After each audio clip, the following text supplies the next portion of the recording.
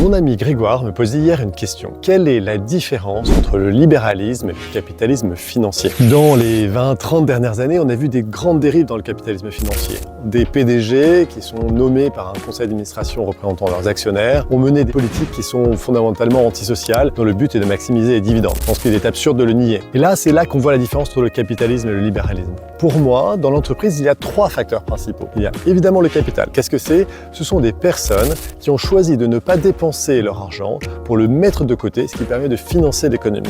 C'est très sain, il faut les rémunérer.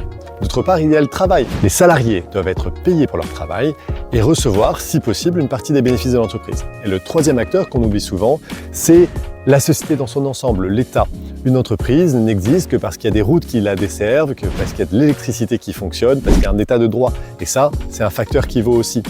Donc, pour moi, ce qui est important dans le libéralisme par opposition au capitalisme, c'est l'équilibre de ces 3 facteurs. Le capitalisme a tendance à dire que le capital est le facteur le plus important, alors que le libéralisme considère qu'il faut avoir un équilibre. Par exemple, dans la façon dont on gère les entreprises, ça veut dire qu'on pourrait dire qu'on a des conseils d'administration dans lesquels on a à la fois des capitalistes, des représentants des fonds de pension par exemple, on peut avoir des représentants des salariés pour représenter le travail et potentiellement des représentants de la société civile. Si on a cet équilibre, alors les entreprises vont être gérées dans le bien commun et pas simplement dans l'intérêt des capitalistes.